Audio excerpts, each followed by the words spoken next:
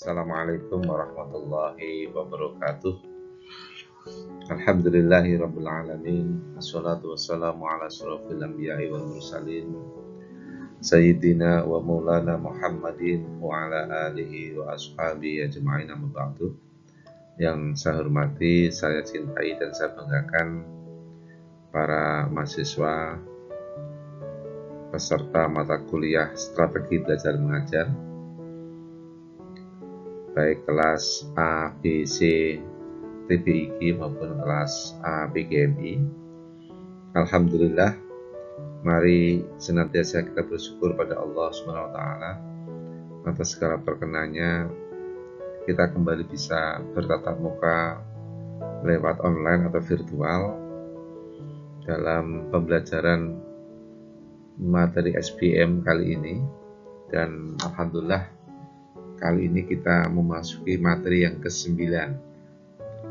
Materi ke-9 ini terkait dengan evaluasi dan umpan balik dalam pembelajaran.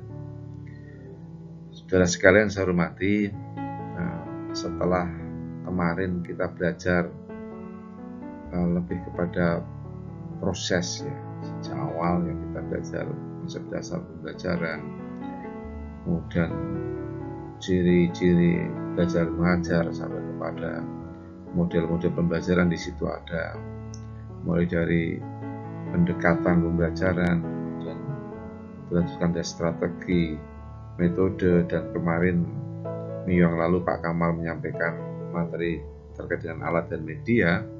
Maka hari ini saya lanjutkan untuk materi berikutnya, yaitu terkait dengan evaluasi dan umpan balik dalam pembelajaran.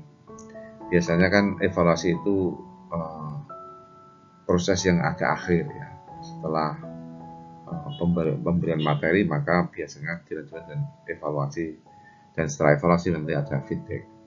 Oleh sebab itu hari ini kita akan belajar terkait dengan evaluasi dan feedback atau umpan balik. Saudara sekalian yang saya hormati, evaluasi itu berasal dari bahasa Inggris ya, evaluation ya, yang artinya penilaian ya, dan dia merupakan secara dari akar kata value yang artinya itu nilai ya. Ini kalau kita kita lihat dari pengertian secara berkata itu ya. Kemudian dari sisi istilah kita juga bisa melihat bahwa evaluasi ini punya banyak istilah. Ada yang mengatakan bahwa evaluasi itu adalah proses yang menggambarkan untuk memperoleh dan menyajikan informasi yang berguna untuk memberikan alternatif membuat keputusan atau untuk menilai alternatif keputusan yang akan diambil. Saya dalam buku saya sendiri, kalau saudara ada waktu silakan bisa membeli atau membukanya, saya mengatakan bahwa evaluasi adalah kegiatan mengukur dan menilai sekaligus. Kalau kegiatan itu hanya mengukur, maka sebetulnya belum bisa dikatakan evaluasi secara lengkap. Termasuk juga kalau guru itu hanya menilai, maka itu hanya bagian dari evaluasi, belum evaluasi yang sempurna. Kalau kita menyebut evaluasi yang sempurna, maka harus ada kegiatan mengukur dan menilainya sekaligus. Apa bedanya mengukur dan menilai? Kalau mengukur itu lebih bersifat kuantitatif, sedangkan menilai itu lebih bersifat kualitatif. Bedanya apa, Pak? Kan mudah. Kalau mengukur itu kuantitatif itu ya contohnya sesuatu yang bisa diangkakan. Contohnya kalau guru setelah pembelajaran selesai, dia mengevaluasi muridnya, kemudian memberikan angka 70, 80, 90, itulah yang disebut dengan kegiatan mengukur. Sedangkan menilai itu adalah ketika guru memberikan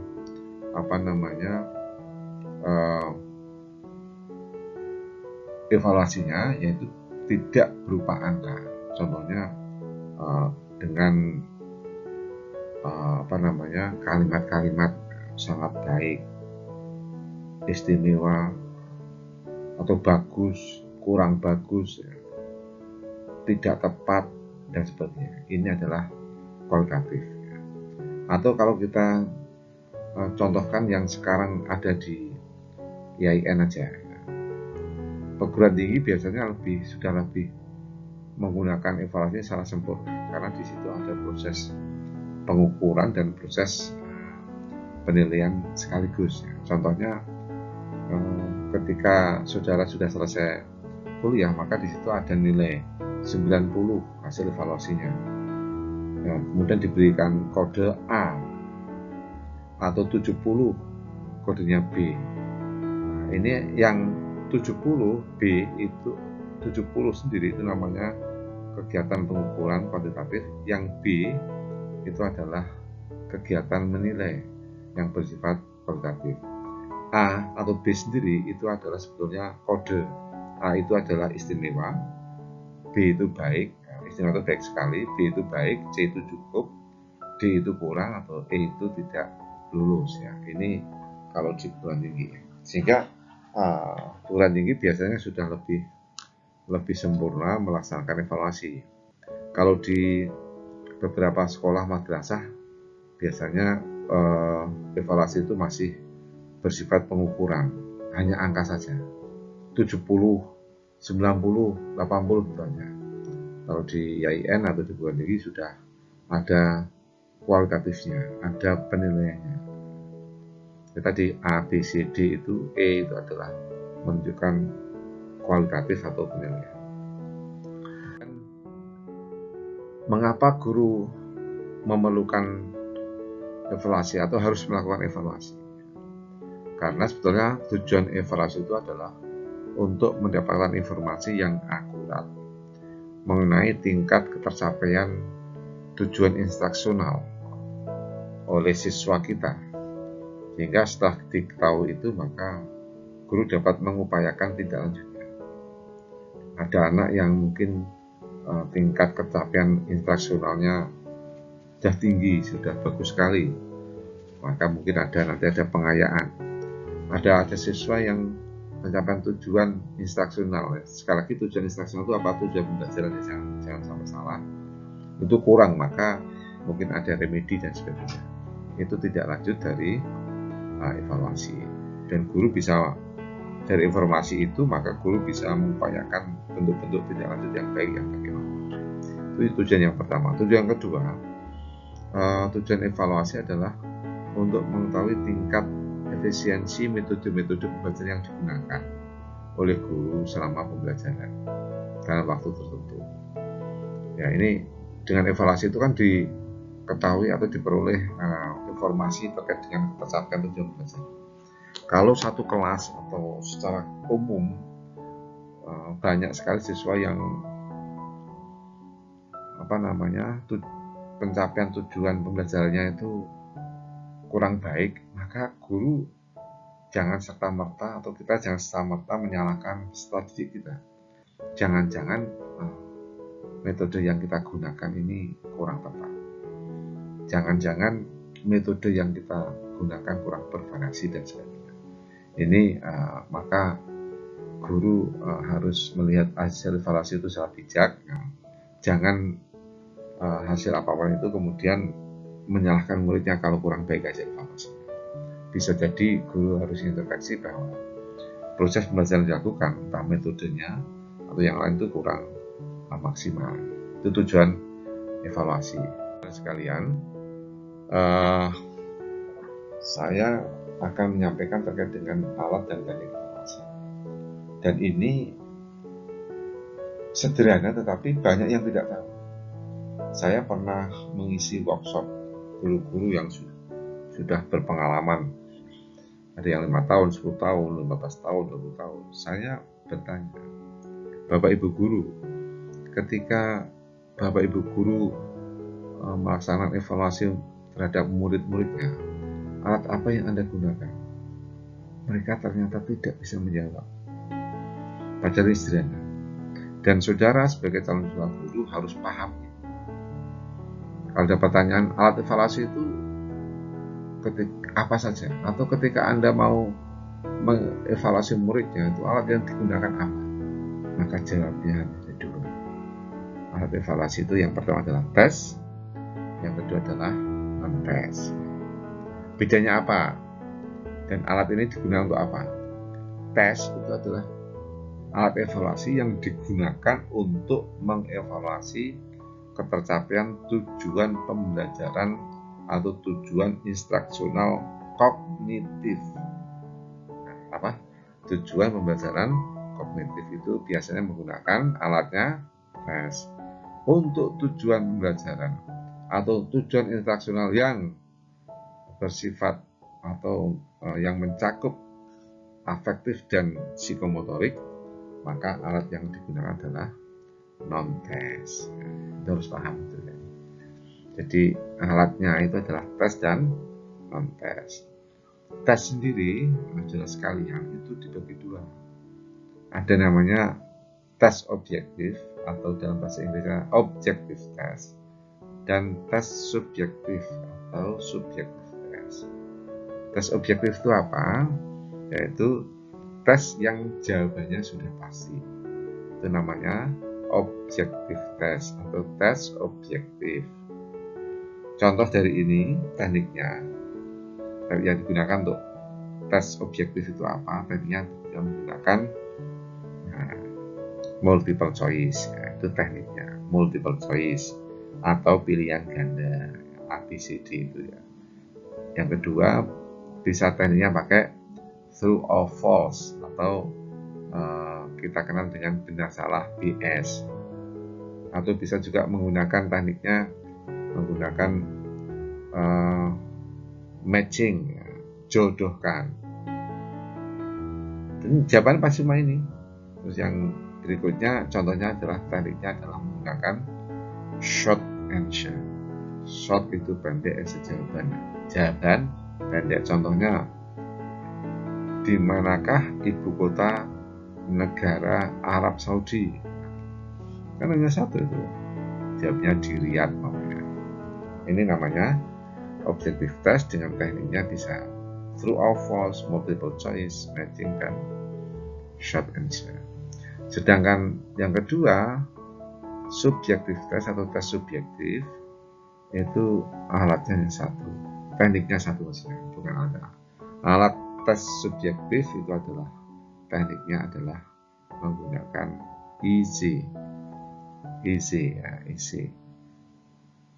isian bebas. Karena subjektivitas, maka saudara bisa aja menjawab kalau ada soal isi itu kan jawabannya Anda bebas, ngarang udin. Gurunya juga kalau nggak pinter itu bisa juga nilainya itu subjektif. Kalau nggak ada indikator-indikator yang jelas, maka tes subjektif ini nilainya bisa subjektif, hasilnya bisa subjektif. Oleh sebab itu salah satu saran saya, tips saya, kalau nanti Anda jadi guru, menggunakan alat tes subjektif ini harus membuat yang namanya kata-kata kunci. Kata-kata kunci. Contohnya soal jelaskan perbedaan antara sa'i dan tawaf. Itu harus ada kata kunci. Mungkin ada 10-15 kata kunci. Nanti siswa kita dia ada yang jawab 2 halaman pokoknya. Tapi kok tidak ada satupun kata kunci yang Anda buat itu ada dalam jawaban siswa tersebut, maka kita sebut siswa tersebut ngarang, dan itu salah semua. Nah, kemudian kalau ada yang walaupun jawabnya hanya setengah halaman, tapi semua kata kunci yang kita buat itu ada, berarti dia itu memahami. Itu dan ukurannya itu ya jelas. Kalau ada 15 kata kunci itu dibagi berapa? Kalau dia jawabannya itu ada semuanya 10 kata kunci dari 15 kata kunci, mungkin nilainya Dan sebagainya. Itu guru harus pintar membuat seperti itu. Kalau tidak, maka isi itu yang sekarang juga di mahasiswa itu dosen, hampir semua dosen itu membuat soalnya isi itu ya bisa subjektif hasilnya, tergantung dosennya. Jangan-jangan hanya dilihat dosen yang bagus atau yang jawabannya itu yang banyak, yang dinilai banyak, itu bisa terjadi. Nah, kalau jadi guru lebih mudah mana menggunakan tes objektif atau subjektif? Tergantung sebetulnya. Kalau tes objektif itu guru susah membuat soalnya, tapi mudah untuk mengoreksinya. Kalau guru atau dosen membuat soal subjektif, soal isi, maka mudah membuatnya, susah mengoreksinya. Kalau objektivitas susah membuatnya, mudah mengoreksi. Kalau subjektivitas mudah membuatnya, susah mengoreksinya. Hanya dibalik aja. Dua-duanya punya kelebihan dan kelemahan. Oleh sebab itu nanti ketika mata kuliah pengembangan simulasi yang bisa diperdalam, bagaimana cara membuat soal yang dengan tingkat kesulitan yang seperti ini, yang sedang, yang sukar sekali, yang mudah, itu nanti Anda harus menguasainya. Kemudian yang non-tes, alat ini digunakan untuk mengukur tujuan pembelajaran afektif dan psikomotorik. Jadi afektif itu sikap, psikomotorik keterampilan. Kalau Anda guru pendidik akan mengukur sikap siswa Anda, akan mengukur psikomotorik Anda, jangan menggunakan tes, gunakanlah alat non-tes. Tekniknya bisa observasi, bisa penilaian sejawat, bisa juga interview dan sebagainya, atau portofolio. Ini bisa observasi ya, amati langsung, pengamatan. Ini bisa Anda bisa ketika akan menentukan apakah si ini disiplin atau tidak, ya amati siswa itu bagaimana pergaulannya dengan temannya, cara dia berkomunikasi, tanggung jawab dan sebagainya. Observasi, lihat, amati. Maka guru itu sebaiknya harus di kelas, karena penilaian itu sebaiknya adalah penilaian itu sejak awal sampai akhir, sejak masuk kelas sampai keluar kelas, baik di jam kelas maupun di luar kelas, semuanya itu bisa lihat pengamatan. Kalau tidak sempat, bisa interview. Interview lihat siapa? Lihat orang terdekat siswa, namanya lingkungan siswa. Itu orang-orang yang di lingkungan siswa.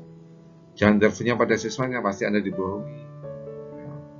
Setelah itu Anda bisa tanya teman-temannya, tanya keluarganya, atau mungkin Anda sekali waktu home visit di sana, tanya orang tuanya dan sebagainya. Ini untuk baik untuk psikomotorik maupun untuk afektif. Ya. Bisa juga penilaian teman sejawat, pakai portofolio ya, untuk mengetahui tanggung jawabnya, tugas dan sebagainya.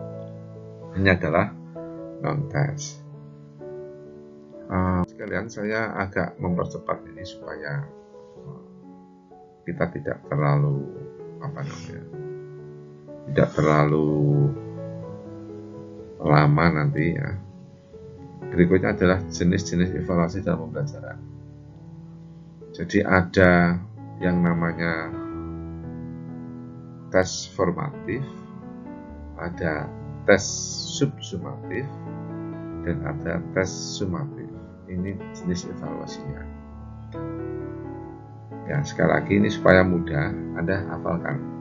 Jenis evaluasi dalam pembelajaran itu ada 3, yaitu tes formatif atau evaluasi formatif, evaluasi atau tes subsumatif, evaluasi sumatif. Ini memang saya buat tes saja karena memang evaluasi itu lebih kepada orang mengenal tes ya. Sebetulnya ini pengertian adalah evaluasi formatif, subsumatif, dan sumatif. Tes formatif atau evaluasi formatif itu adalah evaluasi yang dilakukan setelah selesainya satu pokok bahasan yang kita sebut biasanya dengan ulangan harian. Ulangan harian itu adalah tes atau evaluasi formatif. Kemudian yang Kedua itu adalah evaluasi subsumatif yang kita kenal dengan istilah sekarang ini yang terkenal dengan mid semester, yaitu evaluasi yang dilakukan setelah selesainya beberapa pokok bahasa. Mungkin 3, 4, atau 5 pokok bahasa selesai baru ada mid semester atau tengah semester ya. Kemudian yang ketiga, evaluasi sumatif yaitu akhir semester, yaitu evaluasi yang dilakukan setelah selesainya satu program pembelajaran.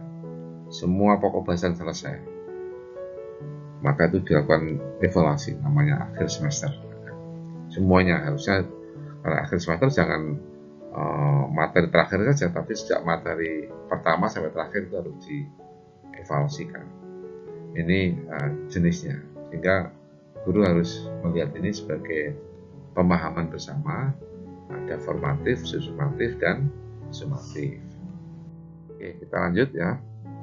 Ini bagan, ini hanya menjelaskan saja bagaimana proses evaluasi mulai dari guru itu membuat rencana pembelajaran yang berisi tujuan pembelajaran, bahan belajarnya apa, metodenya apa, yang kita kenal dengan istilah RPP, yang dulu RPP. Kalau bahasanya RPP apa? ROFA yang isinya tujuan pembelajaran, bahan pembelajaran, dan juga metode pembelajaran. Kemudian setelah dibuat RPP atau ROFA, guru melakukan proses pembelajaran. Setelah itu guru melakukan evaluasi. Nah, evaluasi itu ada yang berhasil, ada yang gagal. Tergantung guru. Berhasil itu ukurannya apa? Yaitu ukurannya adalah ketercapaian tujuan pembelajaran. Berapa persen? Nanti keberhasilan itu ada bertingkat, ada keberhasilan istimewa, ya.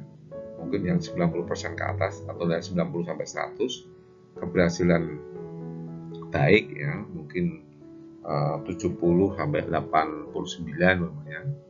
Keberhasilan cukup ya mungkin 56 sampai 65 umpamanya. Kalau baik itu ya mungkin 66 sampai 80 tadi.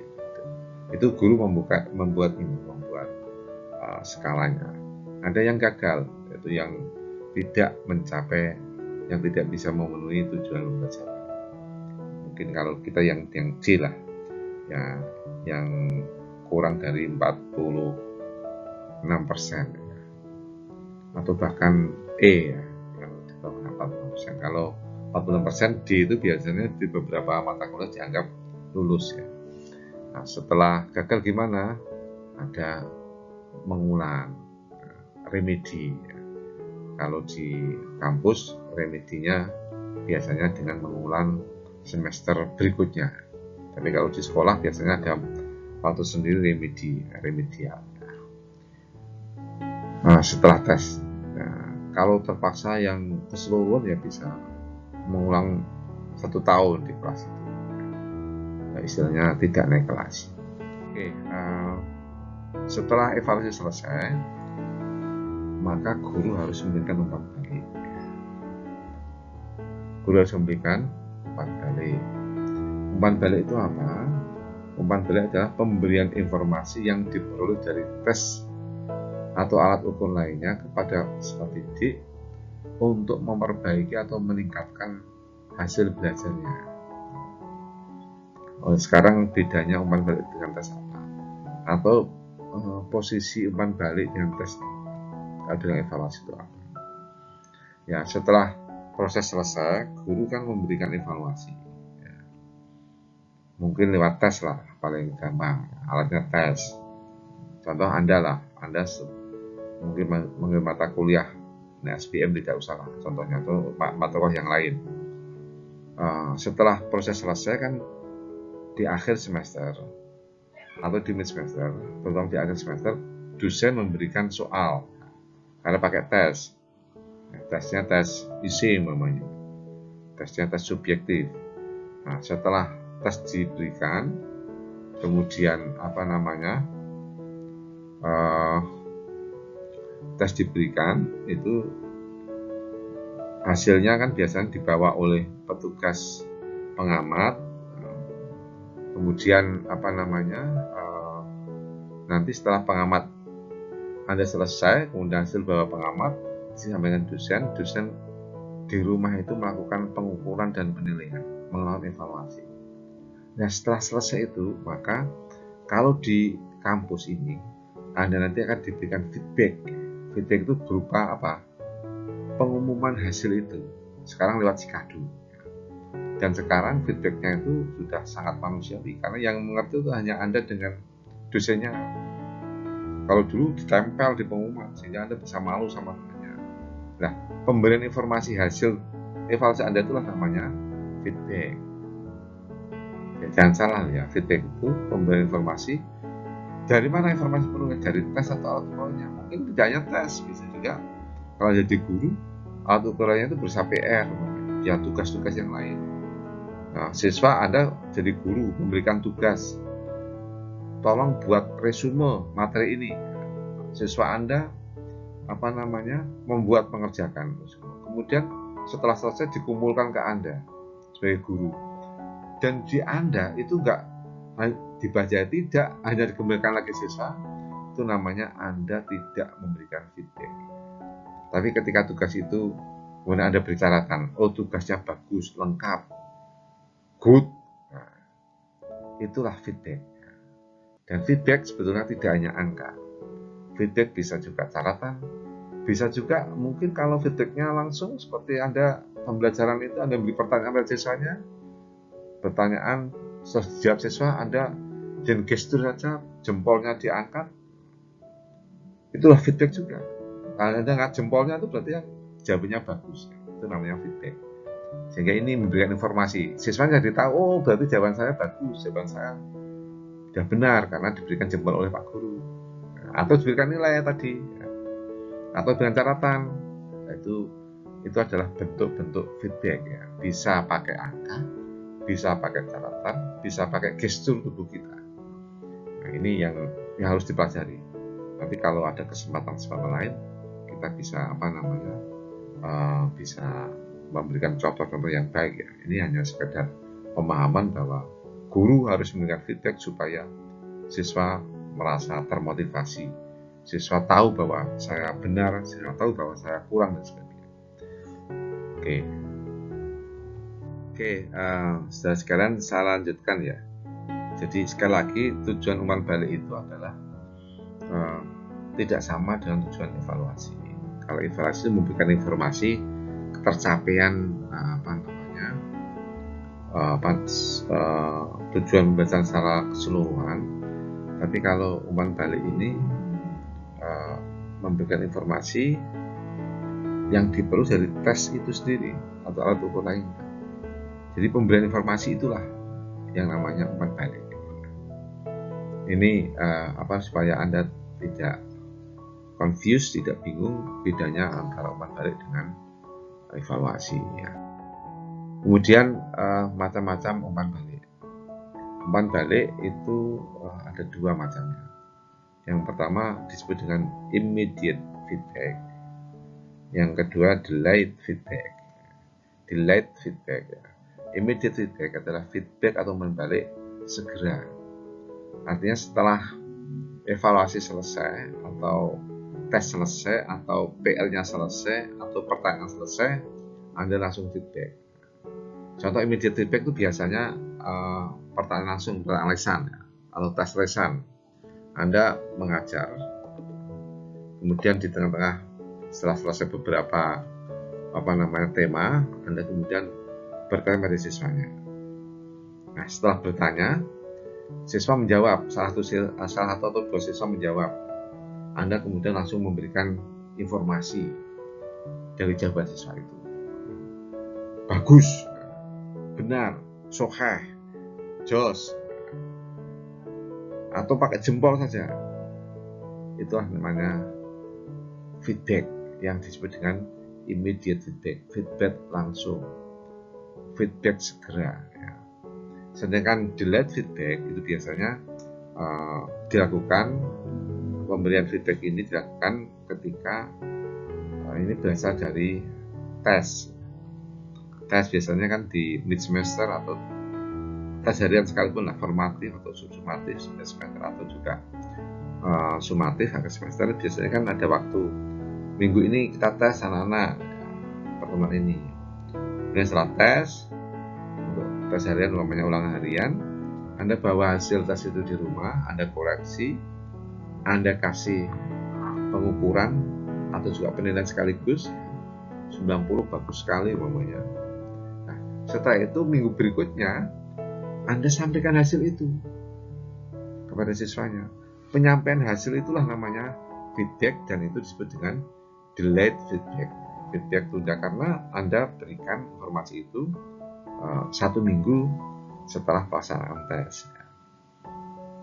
Atau bahkan bisa juga kalau di kampus ini bisa 1 bulan setelah ujian kan biasanya baru diumumkan oleh dosennya, mungkin dosennya sibuk dan sebagainya.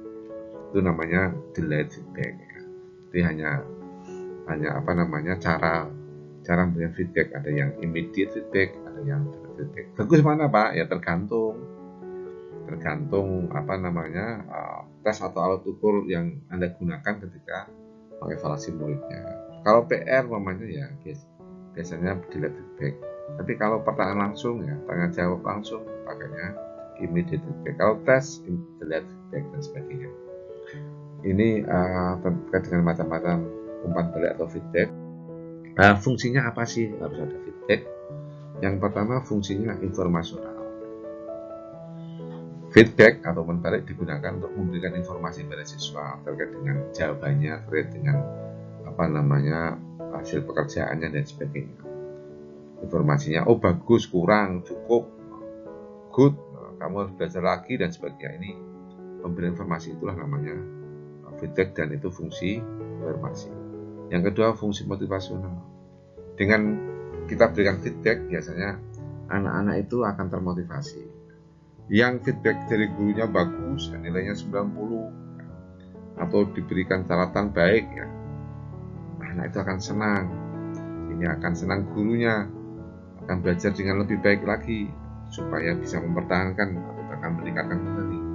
Bagi yang diberikan feedback yang kurang sekalipun maka juga itu bisa memberikan motivasi pada siswa untuk suatu saat dia akan meningkatkan lagi, akan belajar lagi. Inilah fungsinya feedback, yaitu fungsi motivasional. Kemudian yang ketiga fungsi komunikasional. Ini setelah tes guru memberikan feedback, entah feedbacknya baik atau buruk, sebetulnya setelah itu harus ada komunikasi, terutama yang feedbacknya itu kurang baik antara guru dan siswa itu harus komunikasi. Kalau di tingkat sekolah biasanya siswa itu tidak berani tanya gurunya, mengapa nilai saya kok jelek Bu? Maka komunikasi bisa diwakilkan oleh orang tuanya. Orang tuanya bisa komunikasi dengan gurunya mengapa anaknya nilainya jelek, feedback dari guru jelek. Atau mahasiswa, kalau mahasiswa harusnya berani sendiri kalau diberikan nilai dosen tidak sesuai dengan apa yang Anda ekspektasikan. Saya bisa kok nilai saya B, harusnya A.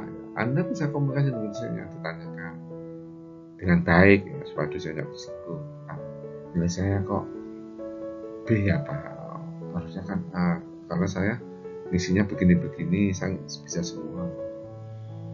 Atau Anda mempertanyakan, Pak nilai saya kok A, saya tuh harusnya C Pak, saya udah bisa kok ya, gitu kan. Itu namanya fungsi komunikasi. Tapi yang terakhir kan tidak mungkin ya nilainya A merasa C kemudian malah bertanya kembali pada dosennya, itu tampaknya impossible. Biasanya yang nggak puas itu yang komunikasi dengan dosennya. Itu fungsi komunikasional. Nah, yang terakhir Anda bisa melihat hubungan antara evaluasi dan feedback. Disinilah ada proses pembelajaran, ya, ada penilaian, ada hasil penilaian kriterianya, kemudian informasi tentang hasil penilaian, inilah feedback. Inilah feedback. Posisinya di situ. Ini kalau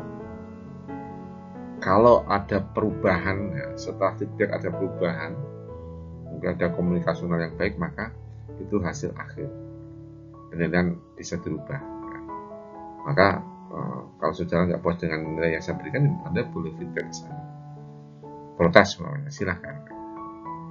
Nah, inilah kemudian terjadi sebuah dialog antara guru dan siswa, siswa dan guru, mahasiswa dengan dosen, dosen dengan mahasiswa, sehingga hasil akhir dari sebuah proses pembelajaran itu merupakan hasil yang objektif yang disepakati antara dosen dan mahasiswa. Itu yang baik. Tapi selama ini biasanya guru yang dominan, dosen yang dominan. Ya sudah, ini nilai saya tidak bisa dirubah lagi. Itu sebetulnya guru atau dosen tersebut berarti kurang bisa memahami bahwa pembelajaran itu ada feedbacknya, ada umpan baliknya. Mungkin itu saudara sekalian untuk materi hari ini. Materi ke-9, terima kasih atas atensinya, perhatiannya, mudah-mudahan bermanfaat. Mudah-mudahan nanti Anda menjadi guru yang baik, guru yang akuntabel, guru yang bertanggung jawab, memberikan nilai sesuai dengan hasil yang seharusnya, sesuai dengan proses yang seharusnya. Mudah-mudahan bermanfaat. Mari kita tutup bersama-sama dengan baca alhamdulillah. Alhamdulillahirrahmanirrahim. Mohon maaf kalau ada yang kurang. Saya akhiri, wassalamualaikum warahmatullahi wabarakatuh.